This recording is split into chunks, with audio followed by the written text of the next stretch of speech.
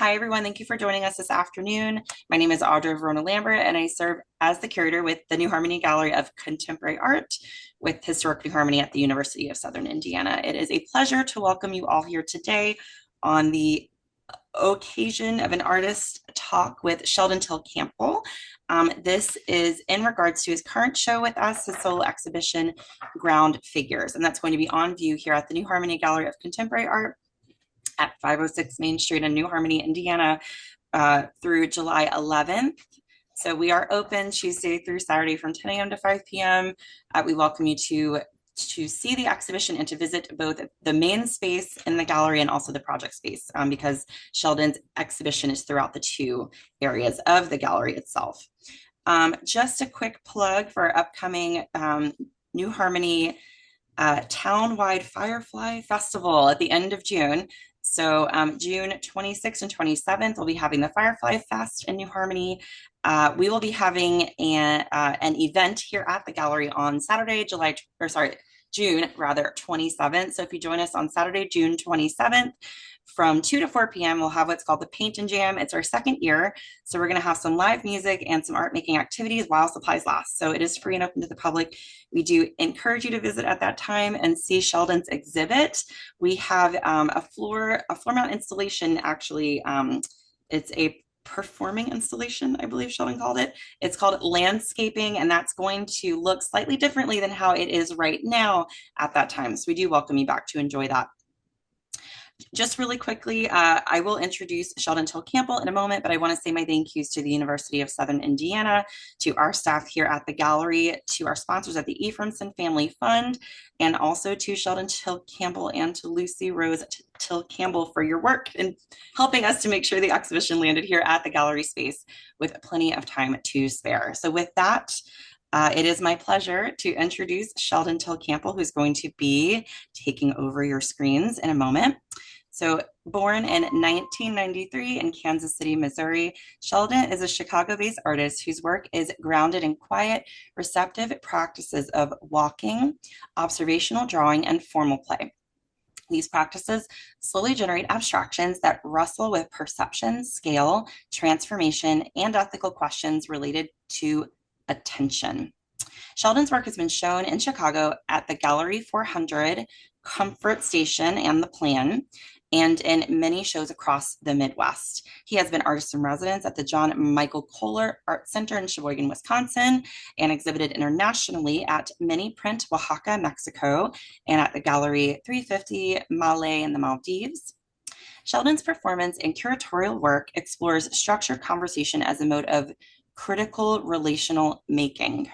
He has curated exhibitions for the Plan in Chicago and the Ortlip Gallery at Houghton University. Houghton, Houghton. sorry. Huh? Houghton. Houghton, not either of those two things. Houghton University. Sheldon holds a BA in studio art from Wheaton College and an MFA from the University of Illinois, Chicago. And with that, it's my pleasure to introduce Sheldon Till-Campbell. Thank you. Please take it away. Thanks, Audra. And thanks everybody for being here. This is really exciting. And I'm going to share screen, but while I do, I was wondering, one of the things kicking around my head a lot in the process of putting the show together is how strange it is to plan a show for a space that's 300 miles away. And I know that's, in a way, it's just kind of normal and common in exhibition making, but it's kind of a weird thing. Also, it's weird to be talking to one another over immense distances. So I wondered if you might want to open the chat and just put your name and where you're listening from. Also, so it doesn't feel so one-sided, because talking on Zoom can feel like talking into a void. So I'm just kind of curious where people are joining in from, and get a little chatter going while I share my screen.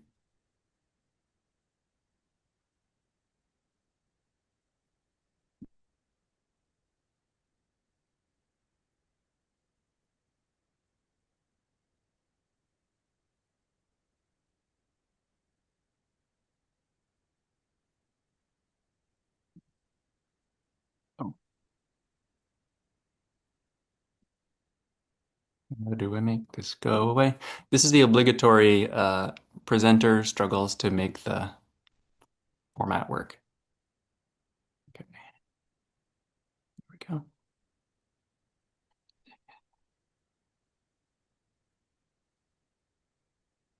Okay. Okay, how's this?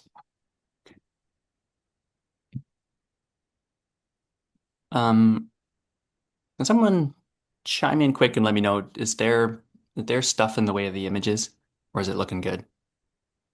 Looking good. Awesome. Okay. I'm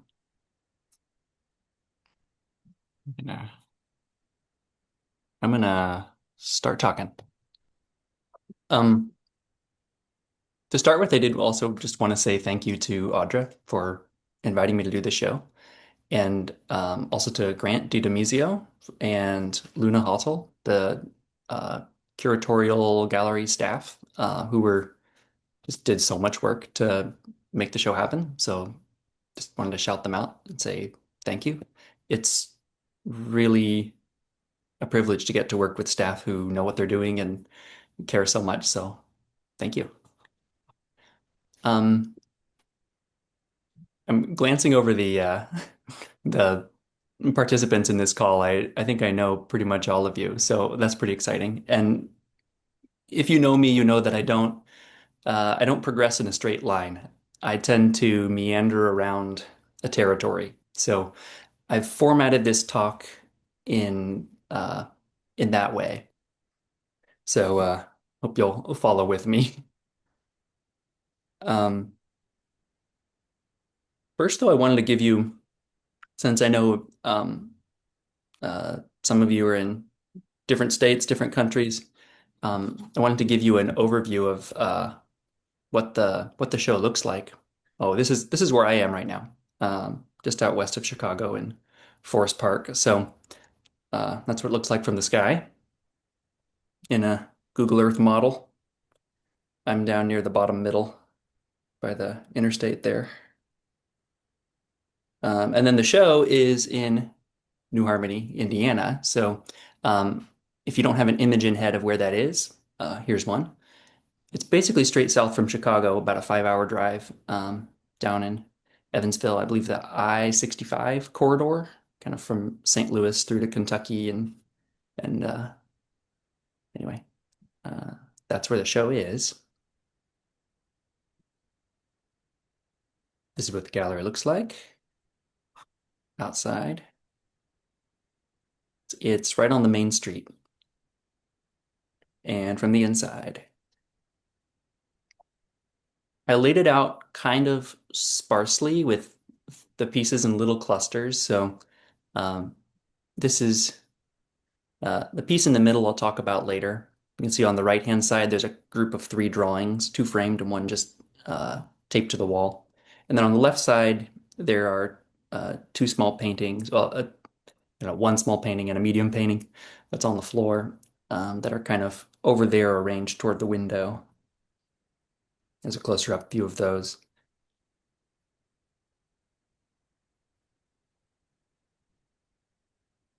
Zooming out from that a little bit, along one wall, I've got a little group of 2 pieces and then the piece from the postcard kind of on its own across from a bench. Flipping around, now looking at the back of the space, I've got my great big uh, untitled topography painting from my grad thesis show, uh, seeing the light of day again on this back wall. There's a little entryway passageway to the gallery's store to the right there, and there's a piece tucked away in there. And you can also see through on the kind of toward the left to the BG space, which is the back gallery project space, which my show kind of sneaks into as well. This is that little entryway. I've got this piece tucked in there kind of quietly off to the side. Across from that entrance, got a painting in the middle of the wall, and then a shelf with 4 objects that you can handle, 2 artist books, a wood sculpture, and a little relief block uh, that's kind of nice and shiny and blue and nice to hold. So there's some tactile elements. That's a little close up.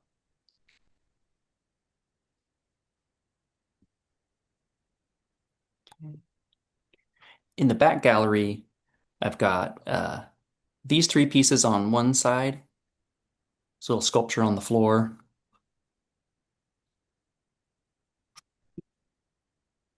And then across from that corner, two more pieces. One little tiny one on a wall by itself, and then another framed up. So again, like laid out kind of sparsely, trying to put things in just the right spot, with the light relatively low. It's kind of a bit of a dim, eerie uh, environment in there. Yeah. So when I was talking with Audra, sending notes back and forth, kind of conceptualizing what the show would be, in my notes, I jotted down these four dialectical pairs, and I was just realizing um, the way that I'm working with these concepts is I'm kind of bouncing between things that have some tension between them and trying to like see what can emerge or what you can encounter in the tension between them, um, more so than exploring one or the other really thoroughly. Maybe that is a way to explore them thoroughly, but um, uh, I jotted these down, and then when Audra sent me a draft of the press release, she made this really fascinating move and left those at the top, and I really liked that. So they ended up in the final press release, and as kind of orienting tensions in a lot of the work that kind of ground the show. So this is kind of my roadmap for this talk. I'm going to talk through these four little uh, tensions, uh, loosely speaking. The first being figure and ground, which is right there in the title of the show.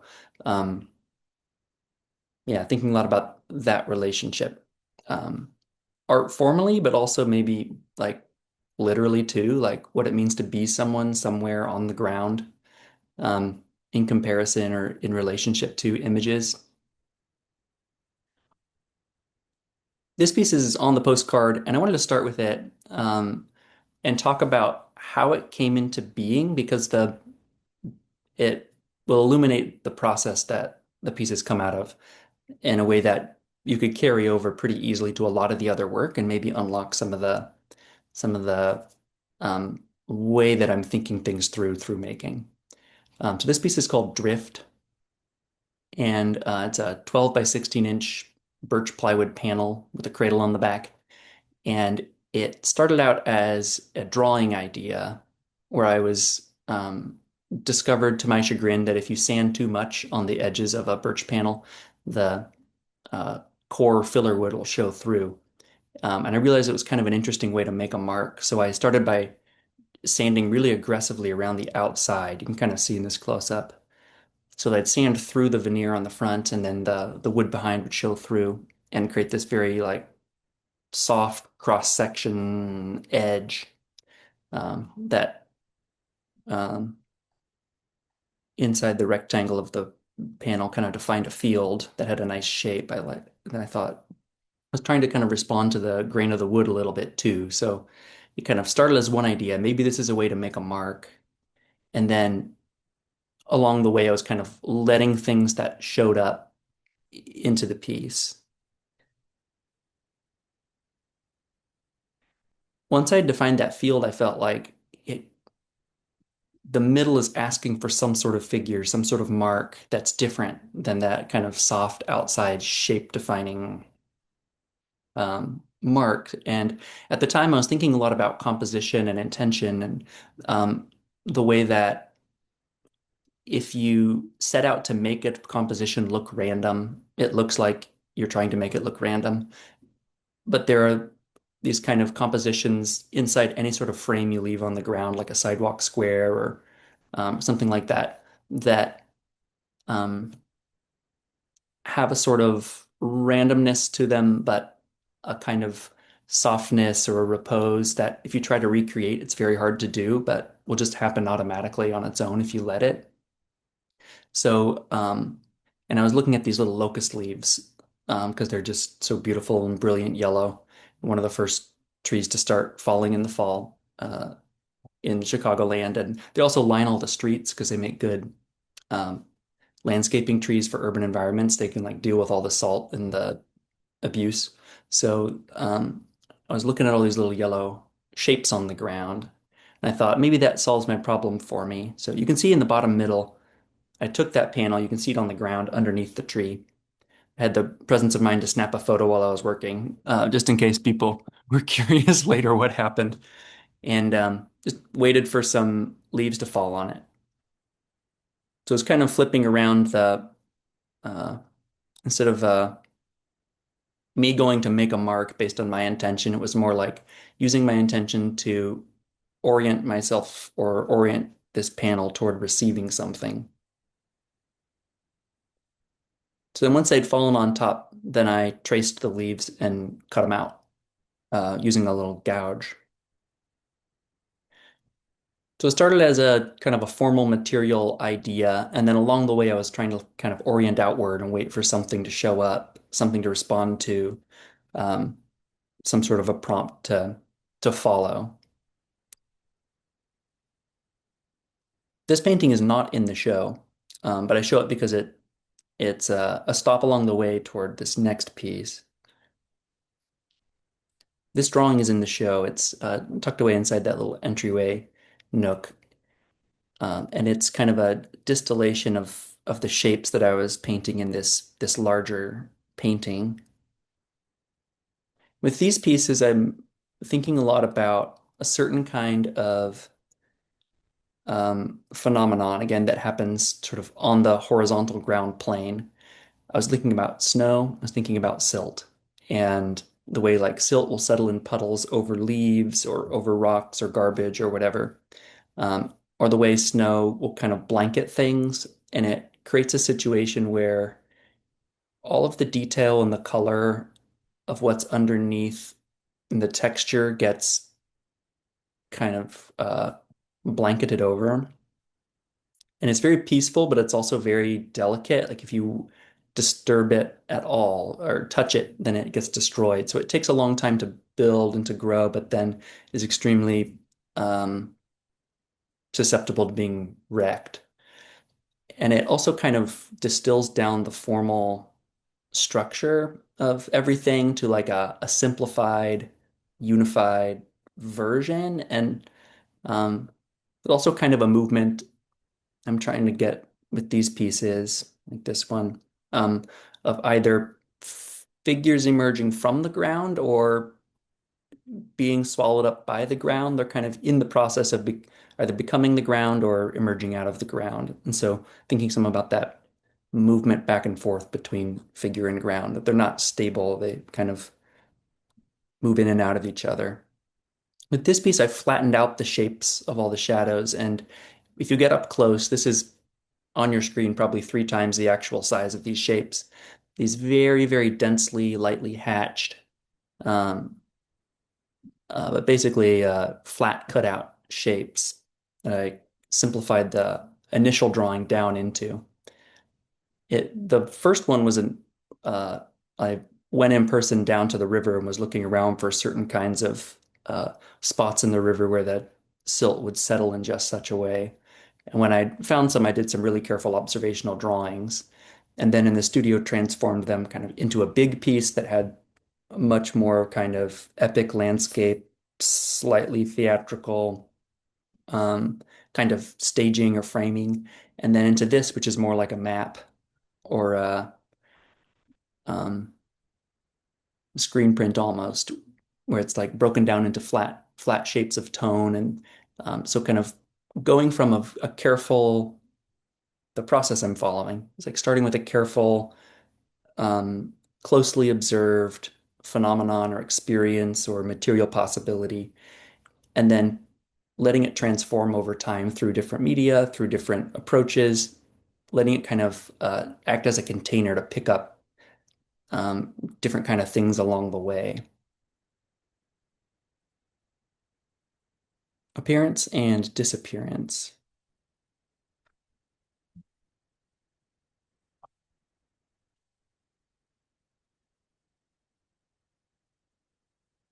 This is a little drawing. I guess I think of it as a drawing. It's a drawing in paint. Uh, I was noticing a few years back this strange thing where if you go outside on a hot day and you look at like a piece of gravel or a stick or something that's on the concrete with sun beating down on it, it wobbles. Something about the light being too bright makes it hard to actually get a hold of it visually. Um, for a number of years, I was pretty fascinated and pretty uh, inspired by and reading about the tonalists, who are a group of American landscape painters predominantly, who were interested in trying to use landscape um, to explore these sort of romantic ideas, but also this like kind of hazy spiritual kind of territory. Um, Artists like George Innes, or I never know how to pronounce his last name, but John Henry Twachtman had these like very, very pale, um, or like very dim, all the tones crunched together images um, that you kind of your mind has a hard time getting a hold of. So they kind of bring you up to the edge of your ability to grasp what's grasp what's there. And so there's a kind of mysterious charge that emerges from that. Um, so I was thinking about those artists and how they would like smash the tones together at either the bottom or the top end of the tonal range, and kind of experimenting with something different where I'd do a really fully rendered tonal painting, observational painting of an object, then put white paint over the top a couple layers thick. So it would sort of bury it, and also kind of like sink that observational image underneath the skin of the canvas surface, like slipping it under the gesso a little bit. This one I tinted blue, so it ended up kind of going in a different direction, taking on a little more atmosphere. But um, all that to say, I was thinking about how um, perception, when you look very closely at things or look at something for a long time or under intense light, kind of reveals itself to be unstable, to be very wobbly, and to be like constantly provisionally being patched together by your brain or by your body.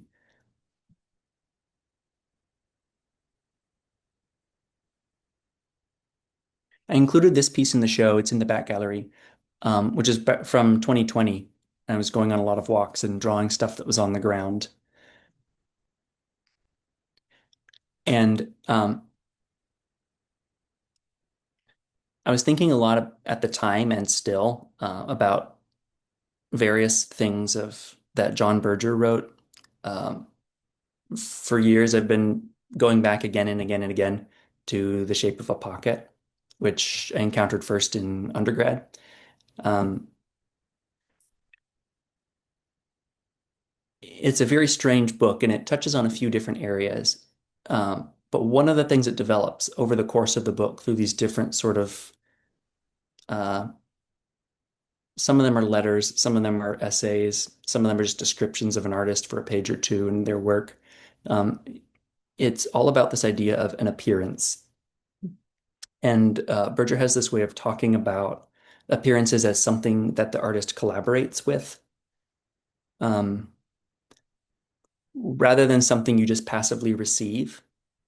It's something you meet halfway, that the things around you are emanating out an appearance. And if you um, give your attention to it, you can reach out and, if things go well, have a collaboration with it.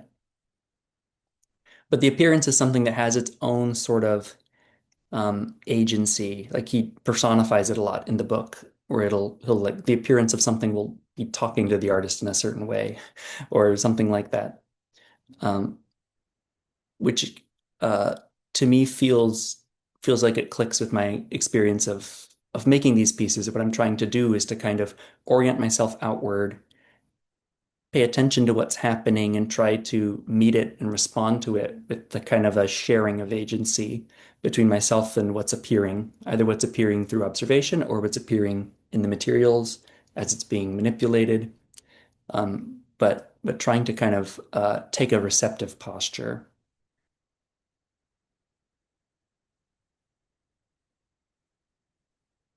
This piece is on that shelf in the show. It's a 10-page artist book, and it's unbound. So it's just a little stack of 6 by 6 inch sheets of paper. And the order of them is, since it's unbound, it's unfixed. So whoever is interacting with it can rearrange it. And it has a sense that it could disintegrate pretty quickly, like the parts could be dispersed by a gust of wind or someone walking by too fast or something. It has some drawings in it and some little excerpts of text. There's actually a short excerpt from John Berger's The Shape of a Pocket. This little trace. It's kind of organized around this text, which I thought I'd take a minute to read because it holds some ideas, especially about accumulation and about appearance and disappearance and about rot and decay. This is a little chunk, the very first uh, paragraph from Wendell Berry's essay, The Work of Local Culture. So I'm going to take a minute and read it. For many years, my walks have taken me down an old fence row in the wooded hollow on what was once my grandfather's farm. A battered galvanized bucket is hanging on a fence post near the head of the hollow, and I never go by it without stopping to look inside. For what is going on in that bucket is the most momentous thing I know, the greatest miracle that I have ever heard of. It is making earth. The old bucket has hung there through many autumns, and the leaves have fallen around it, and some have fallen into it. Rain and snow have fallen into it, and the fallen leaves have held the moisture and so have rotted. Nuts have fallen into it or been carried into it by squirrels. Mice and squirrels have eaten the meat of the nuts and left the shells. They and other animals have left their droppings. Insects have flown into the bucket and died and decayed. Birds have scratched in it and left their droppings, or perhaps a feather or two. This slow work of growth and decay, gravity and decay, which is the chief work of the world, has by now produced in the bottom of the bucket several inches of black humus. I look into that bucket with fascination because I am a farmer of sorts and an artist of sorts, and I recognize there an artistry that and a farming far superior to mine, or to that of any human. I have seen the same process at work on the tops of boulders in a forest, and it has been at work immemorially over most of the land surface of the world. All creatures die into it, and they live by it. These are a few more of the pages. So, uh, kind of, impression of a rock into some thick gray paper. The title of this book is So Much Depends, which is taken from this William Carlos Williams poem, which most of you probably read in school.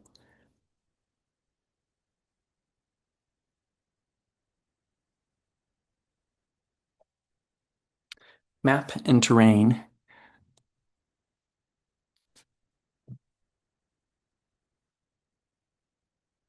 This is a piece that from 2022 that started out as a bit of a joke. I thought it would be funny to make a map of something that was going to change right away. And I was also just enjoying looking at clouds and kind of if you hold still and look, you can watch them shifting, and it's kind of beautiful and meditative and simple and always happening. So I was looking at some big billowy clouds, and I thought it'd be interesting to make a map of one. And then as I got started, I thought actually like asking to be treated more sincerely than just a joke. And it's in this format where it's roughly the size of a like fold out highway map you'd get at a rest stop. And for a long time, it was folded up in my studio. And when I would show people it, I would hand it to them folded and they unfold it and look at it. And then when they're done, fold it back up and put it on the shelf. Um, over time, I've kind of come back to it again and again because it feels like it holds or prompts some of that um, impulse to hold on to things that are inevitably going to change immediately. My friend Cherith described it once as the fantasy of a pause. There's a certain appeal to that, or like an impulse to grab and hold on that I think is kind of fascinating, especially with regard to landscape.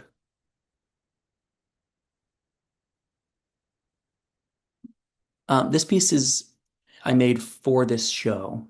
This is very recent. I finished it a couple weeks ago.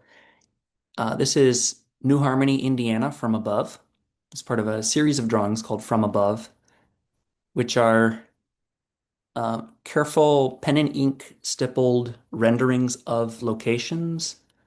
Um, I've been using cyan, magenta, yellow ink with a really tiny dip pen. On your screen is probably about life size.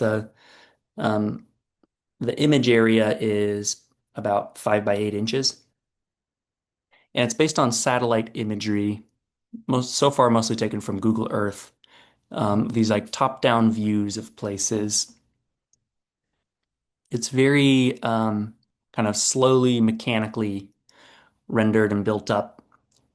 And part of the idea of these pieces is to make a piece that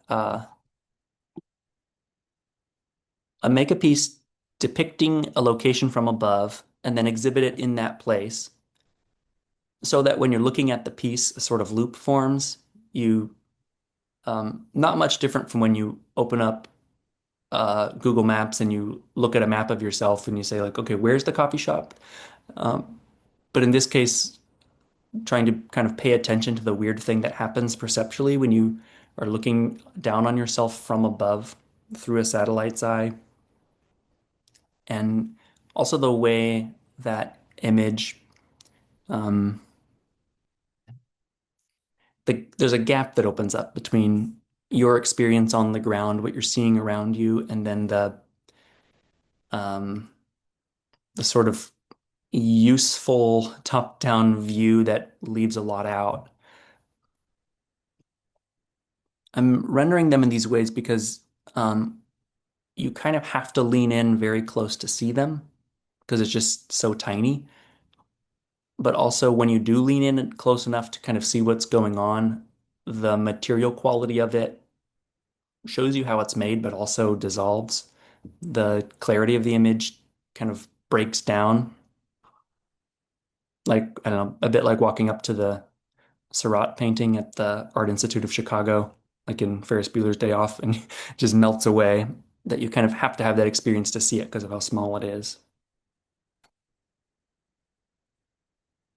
These are two others. These are not in the show. These are two that I made from this series of the Art and Communication Center at Trinity Christian College, which is where these were. One of these was exhibited there, but um, yeah, it's where I was teaching this last year, and the school has since closed. So these were um, kind of bound up in that whole situation as well.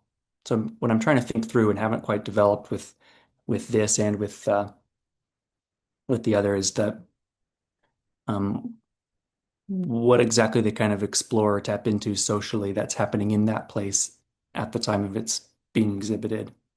In this one, it was about kind of trying to memorialize a place and a program and a community. With this one, it was more about thinking about how New Harmony as a town has been used as a sort of model. Um, in the Welcome Center, there's an enormous scale model of what the town was like in 1815-ish, and all these aerial views of the town from like how it was 10 years ago, how it was 25 years ago, like showing its development over time through these top-down views. And that's a kind of a strange thing, and I think has something to do with the utopian history in the town of kind of using it as a testing ground and trying to like step outside it and look down on it from above. This is the piece Audra referred to, this sort of floor arrangement. It's called landscaping, and it's been toying with it for a while in different formats, but it's essentially a group of objects, studio detritus, sketches, bits of things that have some sort of life or character, but not enough on their own to kind of feel like they could take the pressure of being called an artwork.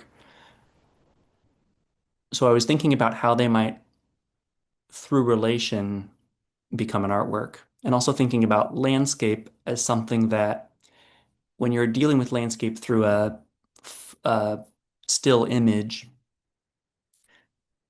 it always holds you at a distance.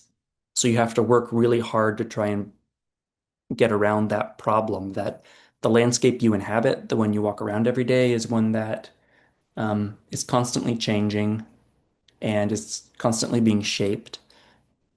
Whereas a landscape in an image holds still and holds you outside it. So the idea here was to make a landscape that is kind of built around relationality and temporality.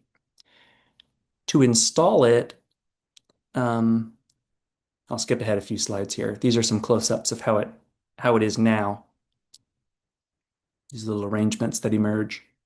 To install it, we ran a performance with me, Ben Angel, and Luna Hottel from the gallery.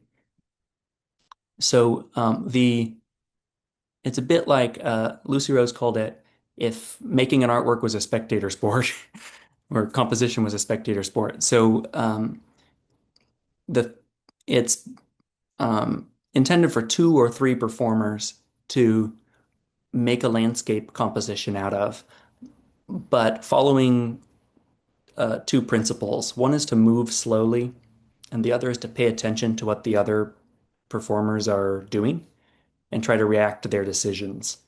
So it becomes about composition and decision making and sort of a feedback loop where what one person does shifts what the next person does, and the landscape as a whole starts to follow a certain logic for a while and then shift to a new logic. And these sort of compositional ideas or arrangements are kind of generated by the process.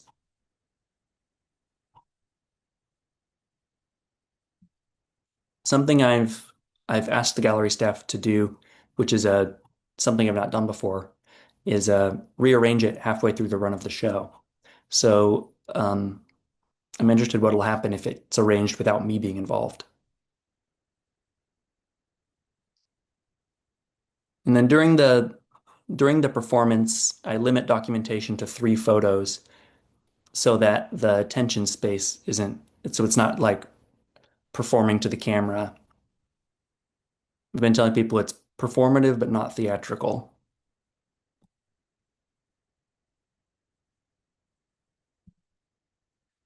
Field and event is some language that I've been taking from another John Berger essay called Field from his book About Looking, which I kind of had in mind and talked with Audra a lot about as a framing text for the entire show.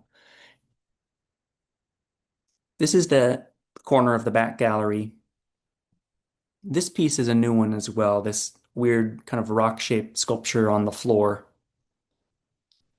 It's a hunk of wood, a number of pieces of construction lumber, edge glued together, like you're making a tabletop or something, and then cut down in response to a rock that's the same size. So it's a bit like a one-to-one scale model of a rock.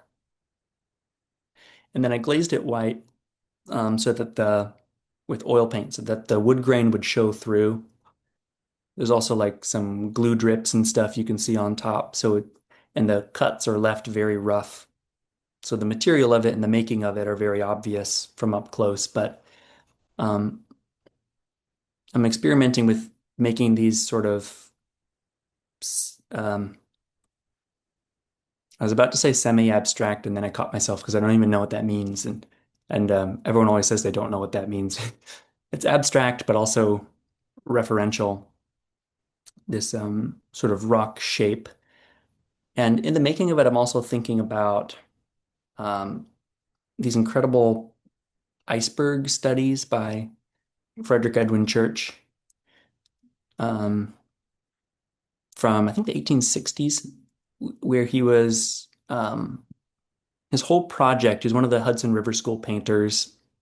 His whole project was about traveling all over the world and bringing back imagery of these faraway, exotic, distant places, but with the goal of trying to tap into what an image could do or how an image could evoke this the sense of the immense, overwhelming, poetic, sublime, the like uh, powerful, sweeping force of nature. And these are his studies, not the like final composition. Here's another that's just totally gorgeous and eerie from when he chartered a boat and went up to Newfoundland and was sailing around with a friend looking for icebergs because it was before they could easily photograph an iceberg and they didn't really know what they looked like except from other people's drawings. So he went to go find them to use them as material for a larger kind of theatrical painting. And he made dozens of these little tiny studies, just trying to get a sense for them. And you can feel in them this eerie, atmospheric quality, and also the appeal of this alien, faraway other thing that's in the process of melting. That's also dangerous. If you get close to it, it'll sink your boat. So it's like this landscape of otherness or a landscape that's inaccessible, and somehow because of that inaccessibility and otherness is tremendously appealing and strange.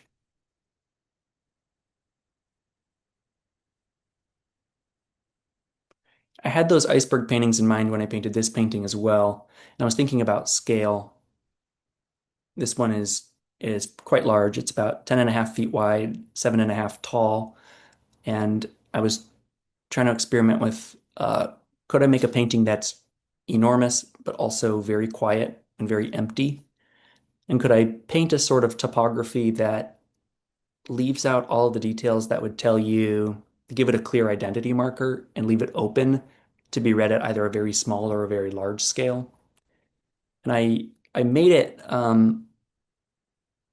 partially that size in response to the architecture at the space where I was going to show it, knowing that it would, by getting that big, talk to the architecture around it more. So it'll kind of enter into an architectural scale register instead of a landscape painting, an ordinary landscape painting scale register. So you would, move up to it and with your body and feel the scale of it differently, and also like compare it to the wall behind it instead of comparing it to other images and actually feel its smallness in comparison to something like a building.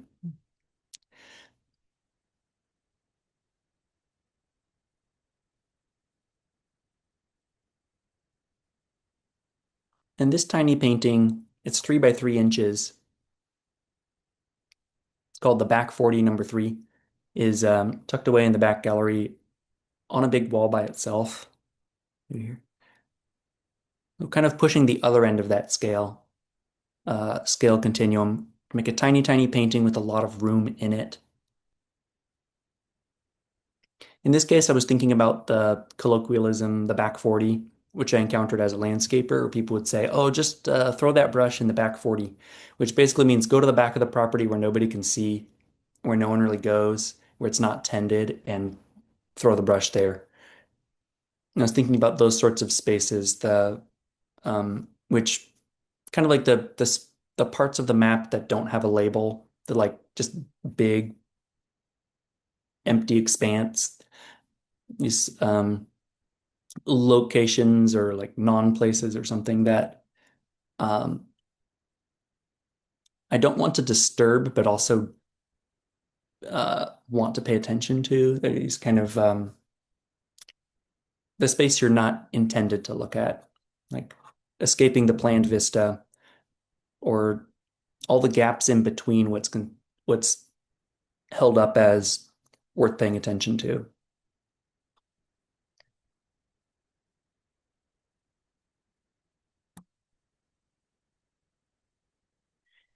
then I want to say a word almost out of time about this John Berger essay field because it's just rattling around my brain and it's a very strange essay. Um,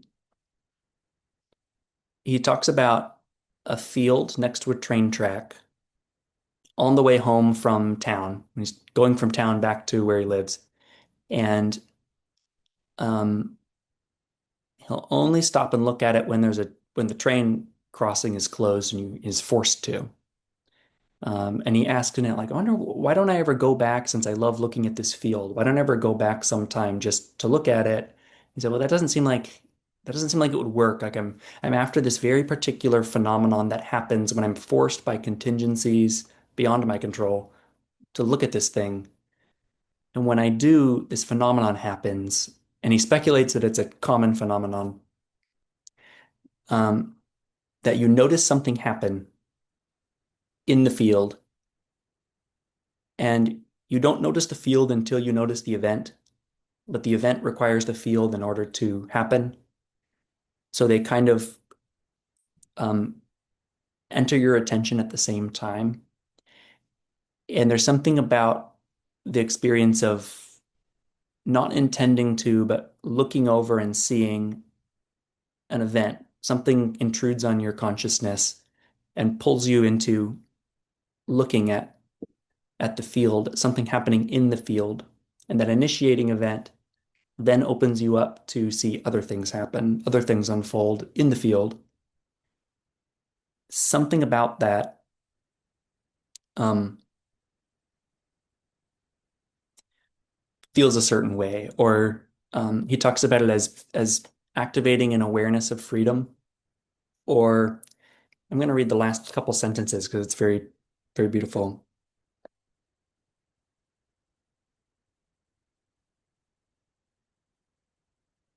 The field that you are standing before appears to have the same proportions as your own life. And I guess I'll stop there with my meander and open the floor to questions. If you have questions about anything, any pieces, any ideas I've laid out, or yeah, any of it, I'd Hi, everyone. I love to see know what some you think. questions in the chat, but anyone can feel free to unmute themselves and ask them directly. Hi, I had a question. Mhm. Um, Maybe I'll turn my camera on. It does feel weird to Cool. talk through a photo. Yeah. Um, so I'll turn that on. Hi. Hi, Christina. Hi. Well, first off, thank you for the talk and for sharing, um, for reading from the source materials and showing us all the presentation. Um, I had a question about the the piece that's the collaboratively created composition. Hmm. Um, and maybe this is just in my mind because I feel like it was just at the MCA in Chicago, but maybe that was last year. The Yoko Ono exhibition Uh-huh. has so many like directions. She has a lot of participatory performances, but they're very there's a lot of directions and parameters and steps. Hmm. So that she can be a part of it or she cannot be a part of it. And I'm wondering, one, with that piece specifically, were there rules or parameters that you gave to the participants? Um, Even the layout in the gallery, like, okay, we're all going to be in the middle of the gallery. Like, could they go Hmm. outside the gallery, or in a different room? Hmm. So that's my first part to my question. Yeah, it's a really good question, and it's completely unresolved. I've thought a lot about it, but I've realized just in the last couple days after this iteration of it that it's a piece that's kind of halfway to being a bunch of different things. And I'm kind of just toying with it right now. Like, try it this way, try it that way. In terms of parameters, the parameters have been the same since the first time that I put this thing together a few years ago, which have been it's for two or three people at a time. It's not massively participatory. Um, it's intended to be a slow, sort of meditative process, more so about the mutual attention and the slow shaping than about generating possibilities, because it could be a lot more aggressively generative. Um, that said, the parameters are move slowly and pay attention to what the other people are doing. The other parameter that's more implicit is just how it was laid out when we start, which kind of conditions people's imagination for what it's quote unquote supposed to look like. And different performers have different appetites to try and break that. And I've also tended to pick people who are kind of quiet makers, knowing that it could go nuts and kind of take over other things pretty easily. Those are decisions I'm making that are not embedded into the structure of the piece. So the boundaries on it and the structure of it are very uh, squishy, and they're not very crisply defined.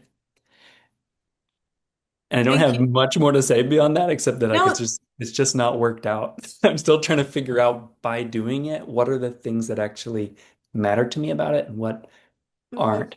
What I know is that I don't want it to turn into a theatrical spectacle, hmm which you very easily could do given the parameters that are there already.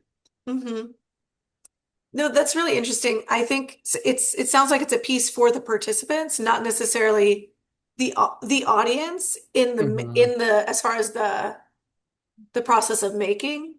Hmm. Um, Hmm. it's also interesting that it sounds like it's kind of the instructions are just like word of mouth or just like intuitive.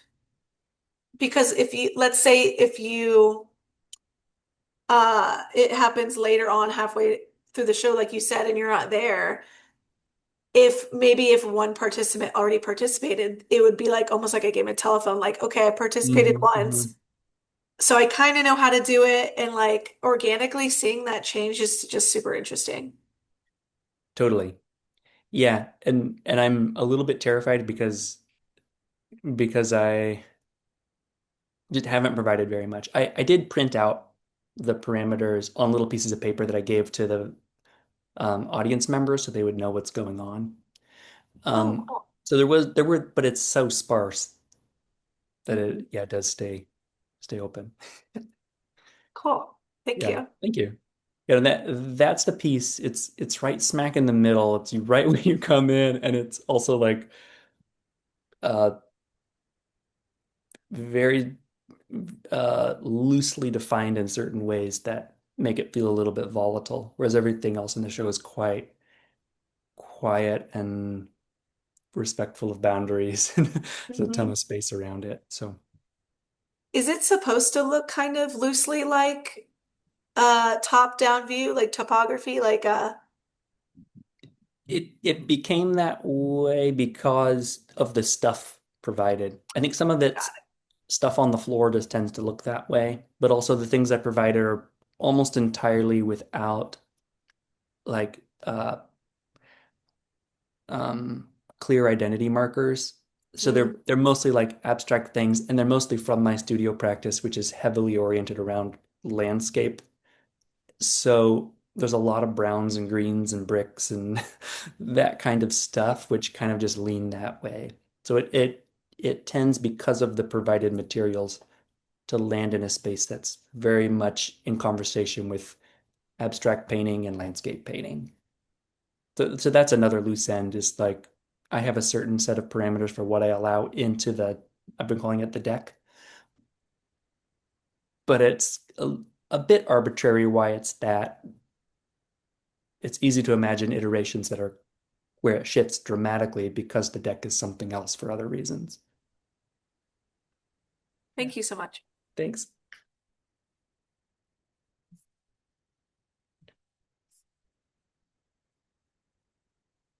Yeah, I saw a question about the uh, when it was made. It was we did the performance at the opening of the show.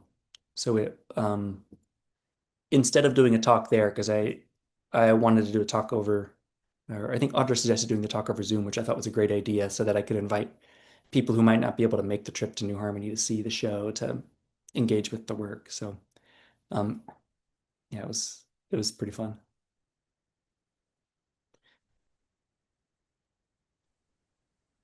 I will say about the audience participation that it's very much that piece is very much about I think it's much more satisfying and interesting for the performers than for the audience, but there is something quite fascinating about watching people arrange stuff.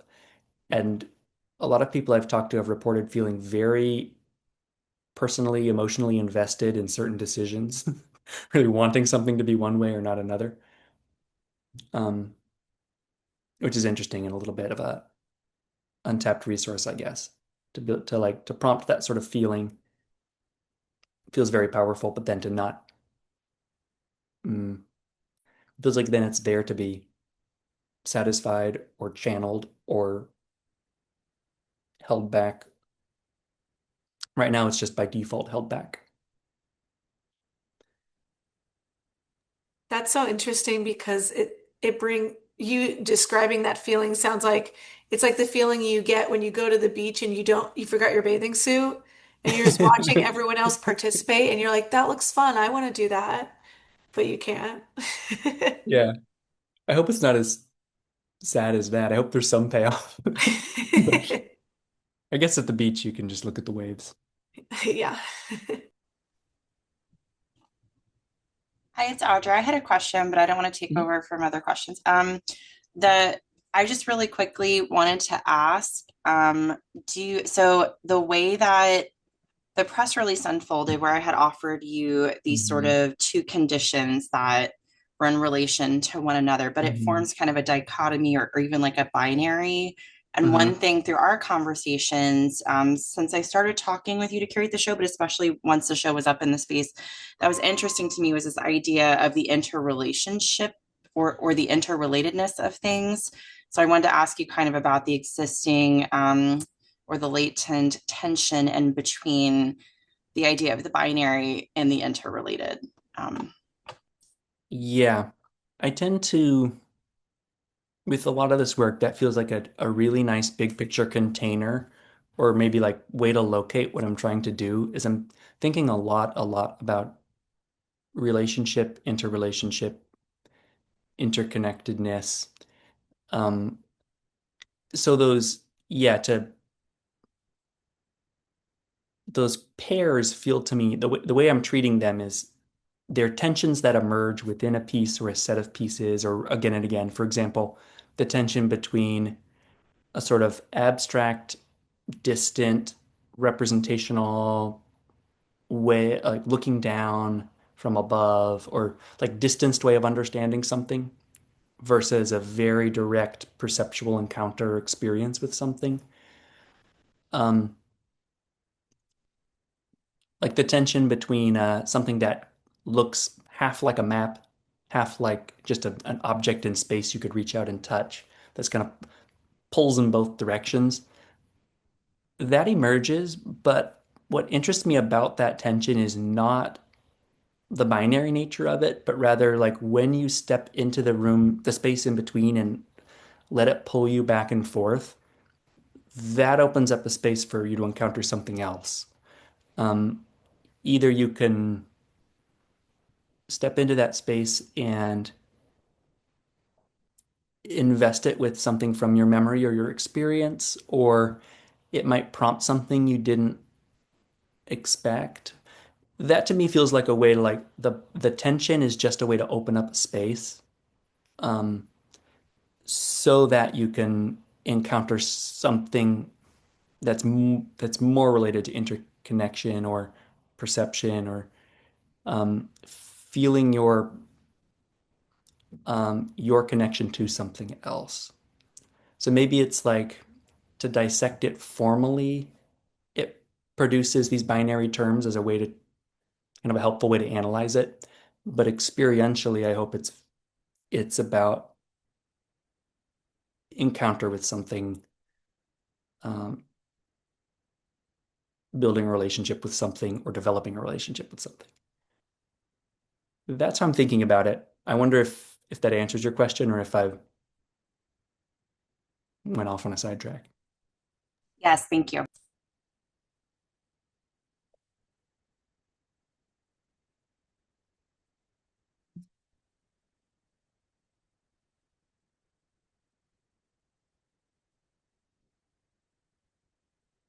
Do we have time for a final question? Does anyone else want to chime in? I've got time if you guys do.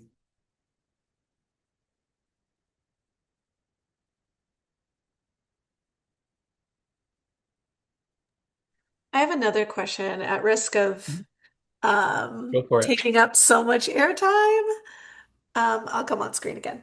Um, I appreciated the way you, at the beginning of this presentation, you laid out the four kind of containers or buckets. Hmm. Um, and it was interesting because the first three seemed almost like each one, like disappearance, appearance. A lot of them seemed like Hmm. oppositional to each other in Hmm. a way, and then field and event feel inextric inex inextricably linked, like or Yeah. dependent on each other in a way. So I wondered like how Mhm. that's just like something I was thinking about Hmm. throughout the presentation. So I don't know if if that's how you see it or if you see maybe all, I guess disappearance and appearance too also depends on each Hmm. other. Yeah. Um, yeah. So how did those, I'm curious if those containers, did you come up with that before? Did that kind of frame the show and the work while you were making it, or did it kind of come out of the making of the show organically? The second one, I think the way that I work, I I think that my depending on how you define concept, I think my conceptual structure, or maybe it's the language I use to talk about what I do. I have a really, I really don't like starting with it because I just don't know how to do that. So I feel like the language always kind of bubbles up here and there along the way. I don't know if it's here. I have a little, yeah, a sketchbook. In order to write anything coherent, interesting, for every show, I have some sort of a book where I just jot down all the stuff I'm thinking about or like the words that feel important to it. So this one is like I spray painted a leaf on the front. I those four kind of pairs showed up in here somewhere. I was trying to do some writing about what are the things I'm dealing with, and they're written in here like just like they appear on in the slideshow and on the press release, just as like this slash that. So like actually the character of those pairs wasn't super defined in my mind when I wrote them down. I think there's certainly a they do behave differently. Um, Map and terrain, for example, is like feels very tied to like 20th century concerns about those particular concepts, which I haven't done enough of my homework on to speak intelligently about, just to kind of point to it and say there's a tension or a concern there about um, how map swallows up terrain um, or how it helps you encounter terrain or yeah understand what the terrain is you're on or in. Um, they're a little more to me like putting down a landmark so that as I'm meandering around, wandering off somewhere, I can kind of look back and know how to find my way back toward the other things I'm thinking about. So they don't have a like conceptual exactness that some artists work with. And I feel self-conscious about that sometimes, and then perfectly at peace with that other times. That I kind of like want the concepts to come out the back end of the way that I'm engaging with concepts through making or yeah, conceptualizing or um yeah, I don't know. I mean, lately I've been trying out, does it work to say like my weird little rock that goes on the floor?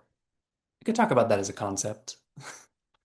Um, but usually, yeah, I think that the language part of it is a lot less exacting than the making part of it. I kind of like use the language provisionally to help me clamor along. Yeah. Thank you. That totally makes sense. I just as a person who writes Uh-huh. instead of making art, it helps me. It's very helpful. It creates a certain level of legibility, I think, to the work. Putting it at the beginning, it's an interesting as opposed to like later on in the presentation. It's interesting to orient myself around that. Mhm. Thank you. Thank you. All right. Well, I think with that, we've reached almost the 2:15 mark Central Time. So I just wanted to thank Sheldon once again for freeing up some time this afternoon to speak on his work in the show and remind everyone we are exhibiting ground figures Sheldon Till-Campbell through July 11th. And we're not a very far drive from Illinois. So please do think about coming down. We're right outside of Evansville in New Harmony, Indiana. So thank you again, Sheldon. Thank you everyone for joining us this afternoon. And we look forward to welcoming you to the gallery sometime soon. Yeah, do make the drive. It's pretty doable. It's really beautiful and New Harmony is fascinating and cool, so it's worth it. Thank you guys so much. And thanks for coming, everyone. Thank you.